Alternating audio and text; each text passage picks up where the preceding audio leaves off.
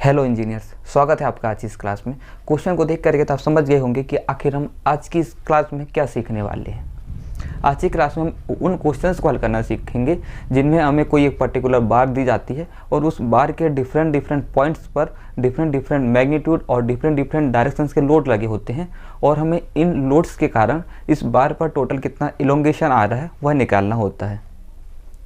इस प्रकार के क्वेश्चंस को हल करने के लिए जो बेस्ट अप्रोच होती है, आज हम उस अप्रोच पर डिस्कस करेंगे।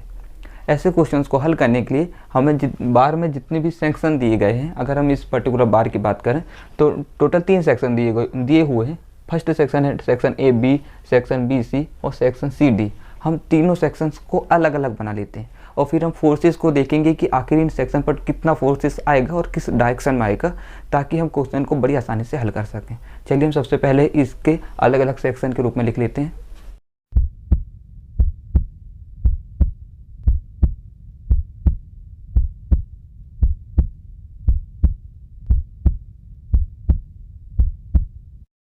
अब हमारे लिए सबसे ज़्यादा मेन फैक्टर यह होता है कि हम लोड की वैल्यू को कैसे डिसाइड करें कि इन पर्टिकुलर सेक्शंस पर कितना लोड लगेगा और किस डायरेक्शन में रहेगा, अर्थात लोड का नेचर क्या रहेगा।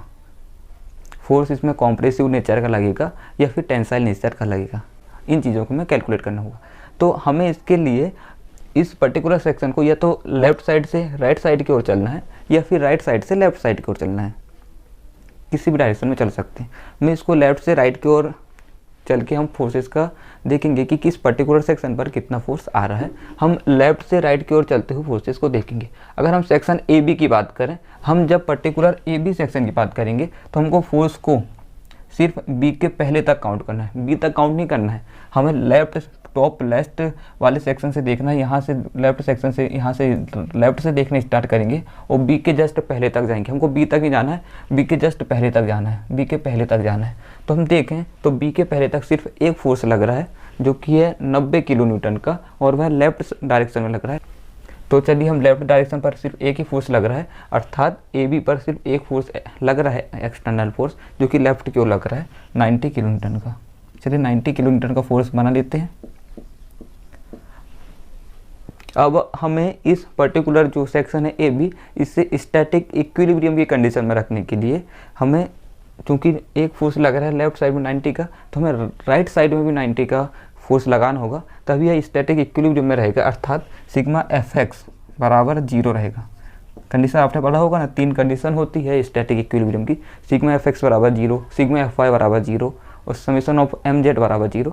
तो यहाँ पर मूवमेंट और सिग्मा एफ वाई तो लग ही नहीं रहा है, सिर्फ एफ एक्स लग रहा है। तो समेशन ऑफ एफ एक्स बराबर 0 करने के लिए हमें राइट साइड में भी एक फोर्स लगाना होगा 90 किलो न्यूटन का।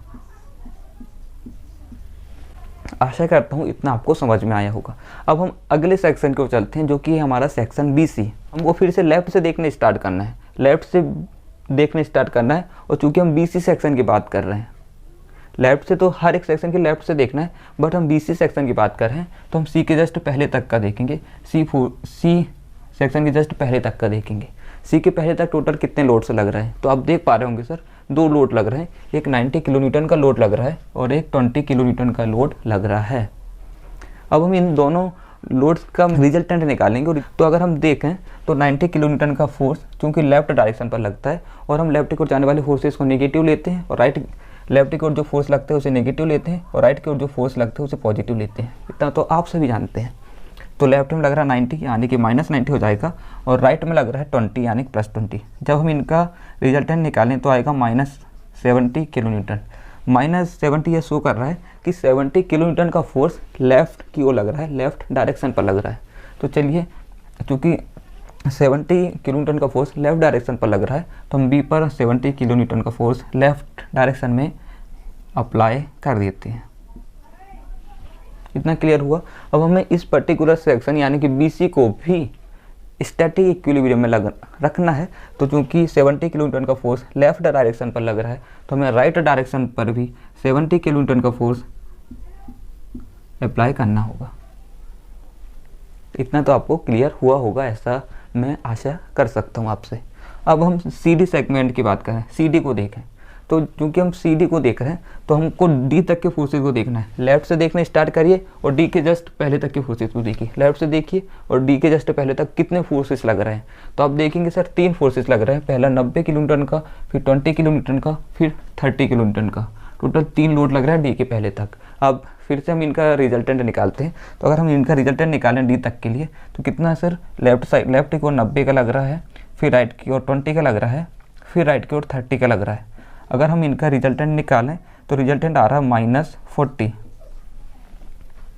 क्लियर है दोस्तों? -40, इस -40 यह शो कर रहा है कि 40 किलो न्यूटन का फोर्स लेफ्ट डायरेक्शन पर लग रहा है। अगर हम डी सेक्शन के जस्ट पहले तक की बात करें तो लेफ्ट डायरेक्शन पर लग रहा है -40, डी के जस्ट पहले तक की बात कर रहे हैं तो लिखेंगे 40 किलो न्यूटन, माइनस शो कर रहा है लेफ्ट डायरेक्शन 40 किलो न्यूटन चूँकि लेफ्ट को लग रहा है। अब हम देखें सर चूँकि यहाँ पर लेफ्ट की ओर लग रहा है और हमें इस पर्टिकुलर सेगमेंट को भी स्टैटिक इक्विलिब्रियम की कंडीशन पर रखना है तो हम राइट की ओर 40 का फोर्स अप्लाई करेंगे। इस प्रकार से हमने ये डिफरेंट मैग्नीट्यूड के डिफरेंट डायरेक्शन पर डिफरेंट पॉइंट पर लगने वाले फोर्सेस को सिंपली तीनों सेक्शन पर अलग अलग कहाँ पर कितना मैग्नीट्यूड का किस डायरेक्शन पर फोर्स लगेगा इन्हें लिख लिए हैं। क्लियर? अगर आप इतना समझ गए तो बाकी स्टेप तो आप पहले से ऑलरेडी जानते होंगे कि हमें टोटल इलोंगेशन कैसे निकालना है। हम इन सेगमेंट को नाम दे देती है, फर्स्ट सेगमेंट हो जाएगा, सेकंड, थर्ड। अब जैसा कि आप सभी जानते हैं दोस्तों कि हमें जो यूनिट दी जाती है वह कई बार न्यूटन में दी जाती है, कई बार किलो न्यूटन पर दी जाती है। इसी प्रकार क्रॉस सेक्शन एरिया भी कई बार सेंटीमीटर स्क्वायर में दिया जाता है। कई बार हमें जो यंग्स मॉडुलस ऑफ इलास्टिसिटी है यह भी हमें गीगा पास्कल में, कभी मेगा पास्कल में दिया जाता है। तो आप एक चीज़ ध्यान रखिएगा, जब भी अगर आप एरिया mm स्क्वायर में ले रहे हैं तो आपको क्या करना है, आपको इन यूनिट को ध्यान रखिएगा। हर एक क्वेश्चन पर आपको कभी कोई कन्फ्यूजन नहीं रहेगी। आप अगर एरिया हमेशा mm स्क्वायर में लीजिएगा, एरिया mm स्क्वायर में लीजिएगा और आपका जो ई का मान है यह न्यूटन पर mm स्क्वायर में कन्वर्ट करके लिखिएगा। इसी प्रकार से आपको जो फोर्स है पी की वैल्यू भी आपको न्यूटन में ही कन्वर्ट करके लिखना है और लेंथ एल भी mm में लिखना है। हर चीज़ को आप न्यूटन और mm के रूप में कन्वर्ट करके लिखिएगा तो आपको यूनिट से रिलेटेड कोई दिक्कत नहीं होगी। चलिए हम सभी को न्यूटन और mm के रूप में लिखेंगे। यहाँ पर हमें यंग्स मॉडुलस ऑफ इलास्टिसिटी दिया है गीगा पास्कल, और जैसा कि आप सभी जानते हैं 200 गीगा पास्कल बराबर हो जाएगा 200 इंटू 10 की power 3 mega pascal.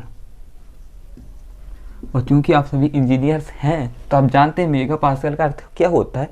Mega pascal बराबर होता है न्यूटन पर mm स्क्वायर। तो हम इसे ले सकते हैं 2 इंटू 10 की पावर 5 न्यूटन पर mm स्क्वायर। आशा करता हूँ इतना आपको समझ में आया होगा। अब जैसा कि आप सभी जानते हैं कि हम इलोंगेशन कैसे निकाल सकते हैं, चेंज इन लेंथ कैसे निकालते हैं, उसका काफ़ी सिंपल फार्मूला होता है जो कि आप सभी जानते हैं। डेल एल बराबर होता है पी एल अपॉन ए ई। यहाँ पर पी फोर्स है, एल लेंथ होती है, ए क्रॉस सेक्शनल एरिया होता है और ई होता है यंग्स मॉड्यूलस, और डेल एल को हम कहते हैं इलोंगेशन या चेंज इन लेंथ। चलिए हम सभी सेगमेंट की बात करें, सभी के लिए अगर हम डेल एल निकालें और सभी डेल एल को जोड़ दें तो टोटल इलोंगेशन निकल जाएगा। और जैसे कि आप सभी जानते हैं जब किसी भी बार पर या किसी भी बॉडी पर टेंसाइल फोर्स लग रहा है, टेंसाइल फोर्स लगता है तो उसमें इलोंगेशन पॉजिटिव आता है, अर्थात आपकी पर्टिकुलर बार की लंबाई में वृद्धि होती है, लेंथ बढ़ती है। और अगर कॉम्प्रेसिव फोर्स लगता है तो इलोंगेशन नेगेटिव आता है क्योंकि उस कंडीशन पर लेंथ घटती है। तो चलिए यहाँ पर सभी तीनों सेक्शन की बात करें तो तीनों पर टेंसाइल नेचर का फोर्स लग रहा है तो तीनों की जो लेंथ है वह बढ़ेगी, अर्थात पॉजिटिव इलोंगेशन आएगा।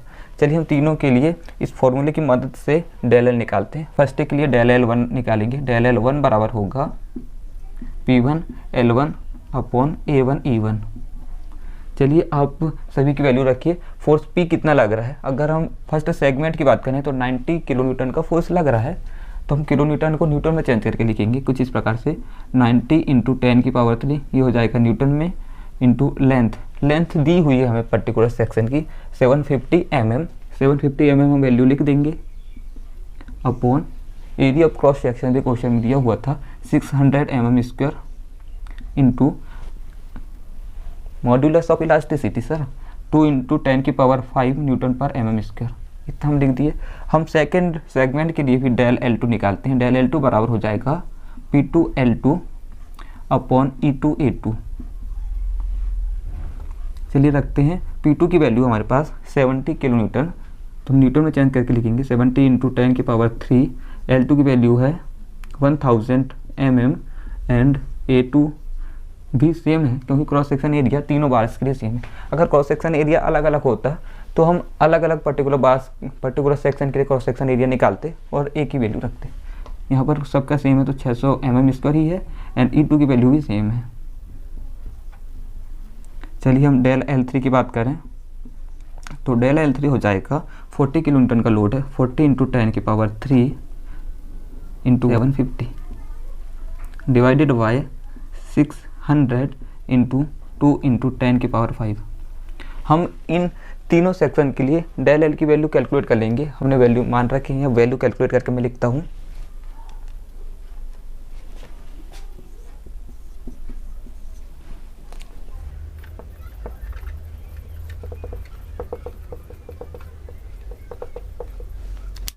चलिए साथियों, अब हम इन तीनों वैल्यूज़ की मदद से del L1, del L2, del L3 की वैल्यू हमने फाइंड कर ली है। हम इन तीनों की मदद से इस पर्टिकुलर बार पर टोटल इलोंगेशन निकाल सकते हैं, तीनों इलोंगेशंस को जोड़ करके, क्योंकि तीनों इलोंगेशंस तीनों में हमारी लेंथ बढ़ रही है बार की, अर्थात तीनों पॉजिटिव है, तो हम तीनों को जोड़ देंगे।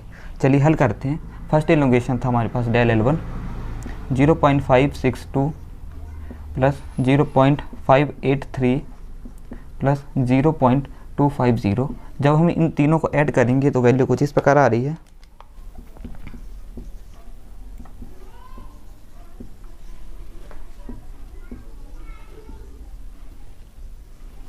इस प्रकार हमारे पास जो टोटल इलोंगेशन आ रहा है वह आ रहा है 1.395 mm। अगर आपको यह क्वेश्चंस को हल करना समझ में आया हो तो आप ज़रूर कमेंट करिएगा और हमारे चैनल को सब्सक्राइब करिएगा ताकि हमको मोटिवेशन मिले और हम आगे आपके लिए और वीडियोस लाएं ताकि आप और अच्छे कॉन्सेप्ट और ट्रिक को सीख पाएँ। मिलते हैं आपसे अगली क्लास में।